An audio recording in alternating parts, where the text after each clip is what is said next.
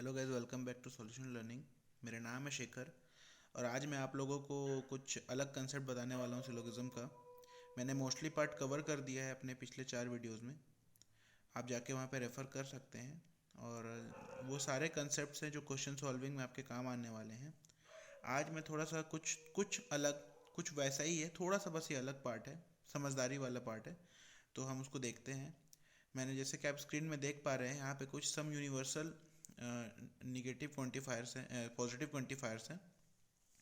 अब इसमें क्या क्या आता है, ईच, एवरी एंड एनी, ठीक है। ये सब हमारे पॉजिटिव क्वांटिफायर्स हैं, यूनिवर्सल।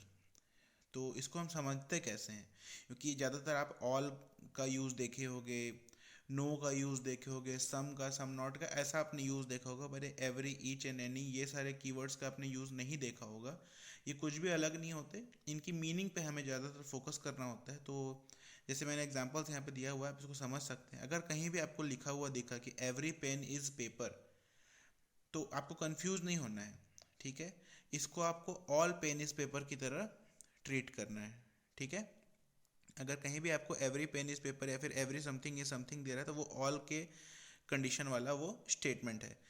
सिमिलरली अगर each car has 4 wheels, each car has 4 wheels, इसका मतलब क्या कह रहा है, सारे कारों के पास 4 चक्के हैं। अगर हर एक कार के पास 4 चक्के हैं, इसका मतलब क्या है, सारे कारों के पास 4 चक्के हैं कि नहीं। तो बस ये हमें कंफ्यूज करने के लिए या फिर हमें घुमाने के लिए बस ऐसा दे दिया गया है, बाकी सच इसमें कुछ भी नहीं है। अभी नेक्स्ट है कि any one could become prime minister, मतलब कोई भी प्राइम मिनिस्टर बन सकता है। तो इसका मतलब साफ साफ क्या कह रहा है, मैदान में कोई भी आ जाए, all can become prime minister, ठीक है। मैं होप कर रहा हूँ आप लोग की सारी चीज़ें समझ में आ रही हो, ठीक है। कोई भी अगर इशू हो तो मुझे आप बताएं। अभी हम नेक्स्ट स्लाइड की ओर बढ़ते हैं। यहाँ पे है सम यूनिवर्सल निगेटिव क्वांटिफायर्स। अभी पिछला हमारा पॉजिटिव था, यहाँ पे निगेटिव है। तो निगेटिव में क्या क्या आता है, none, no one, not a single, ठीक है। इसको हम किसकी तरह देखेंगे, नो की तरह देखेंगे, सिंपल, ठीक है। जैसे वहाँ जो भी था ईच एवरी था, उसको हम ऑल की तरह देखते थे, यहाँ no, no one and not a single को हम नो की तरह। अब कहीं भी अगर आपको ऐसा दिखता है no pen is paper, sorry none pen is paper, तो इसको हम नो पेन इज पेपर की तरह समझ लेंगे। इसको मुझे समझाने की आई थिंक ज़रूरत नहीं है, क्योंकि आप इसमें क्लियरली समझ पा रहे हैं कि नन का मतलब क्या होता है। Not a single car has 4 wheels, अगर कह दिया है कि किसी भी कार के पास 4 व्हील्स नहीं है, मतलब कोई सी भी कार, मतलब no cars can have 4 wheels. No one could become a prime minister, साफ साफ कह रहा है कोई भी प्राइम मिनिस्टर बन नहीं सकता। तो सिंपल सिंपल समझ में आ रहा है, no can become prime minister, ठीक है। अब जो अगला पार्ट है हमारा, इसमें क्या कह रहा है कि सम पर्टिकुलर पॉजिटिव क्वांटिफायर्स, ठीक है। अब ये पर्टिकुलर्स है, पर्टिकुलर्स मतलब क्या, जैसे हमने पिछले कुछ लेक्चरों में ये पढ़ा है कि पर्टिकुलर्स मतलब सम होता है, सम नॉट होता है। अगर पॉजिटिव है तो सम होगा, सम अगर निगेटिव है तो सम नॉट होगा, ठीक है। तो अब यहाँ पे देखिए, अगर क्वेश्चन में कहीं पे भी आपको a few, most, mostly, almost, frequently, often, इनमें से कुछ भी और भी कुछ भी हो सकता है, पर ये जनरली मैं जनरलाइज करके बता रहा हूँ। ये सारे जो कीवर्ड्स आपको दिखते हैं, आपको इसकी मीनिंग पे ध्यान देना है। क्वेश्चन कह रहा है a few pen is paper, a few, और मतलब कुछ ही पेन पेपर है, मतलब कहीं ना कहीं हमें ये सम जो वाला जो है ये रिलेट कर रहा है, ठीक है। फिर कह रहा है most car has 6 wheels, all car नहीं कह रहा है, या फिर जो भी है ईच कार नहीं कह रहा है, क्या कह रहा है, मोस्ट, मोस्ट मतलब ज्यादातर कारों के पास 6 चक्के हैं, मतलब ज्यादातर बोल रहा है। अगर 90% भी है, इवन चलिए 90% भी हटाइए, अगर 99% भी है तो भी वो सम की ही कैटेगरी में आएगा। ये बात याद रखिएगा दोस्तों। आपको कहीं भी एटलीस्ट या फिर कुछ भी दिखता है, अगर आप कंफर्म नहीं हो पा रहे हो उस सेंटेंस के हिसाब से, तो वो सम की कैटेगरी में आता है। इवन दो 99.9% भी अगर कोई सेंटेंस लिखा हुआ है, अगर उसका मतलब वहाँ समझ में आ रहा है, और अगर 0.1% भी अगर वो पॉजिटिव की साइड है, या फिर 0.1% भी वो अदर सेंटेंस की ओर जा रहा है, मतलब वो आपका सम के केस में, तो इसका भी यहाँ पे मीनिंग सम ही है। फिर कह रहा है ऑलमोस्ट ऑल या ऑलमोस्ट सम आर मिनिस्टर्स, इसका मतलब भी ऑलमोस्ट ऑल मतलब सारे के, ऑलमोस्ट मीन्स कहीं ना कहीं सारे से थोड़ा कम, या फिर ऑलमोस्ट सम मिनिमम से थोड़ा सा ऊपर, फिर भी ये सम के केस में ही आएगा। और जो अभी नीचे देखिए मैंने एक पॉइंट डिनोट किया हुआ है, इसको आप पढ़ सकते हैं। Similarly this concept we can use for particular negatives.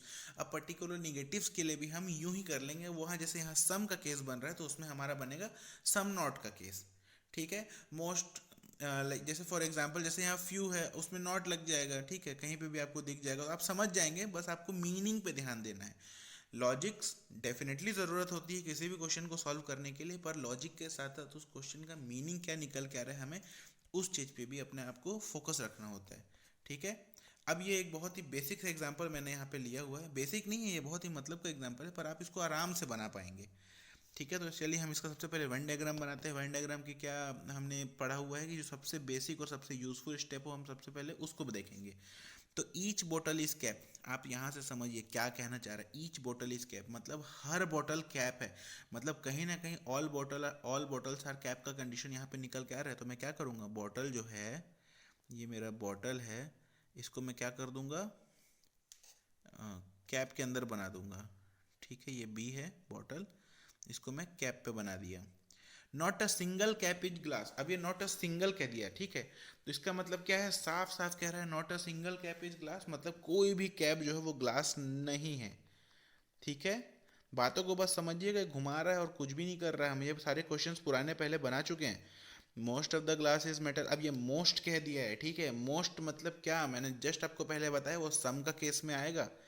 Most मतलब कुछ भी, अगर वो टॉप पॉइंट से अगर आपको हल्का सा नीचे रख रहा है, फिर मिनिमम पॉइंट से हल्का सा ऊपर रख रहा है, तो वो सम का केस ही बनेगा, जब तक अनटिल एंड अनलेस आप कंफर्म नहीं है।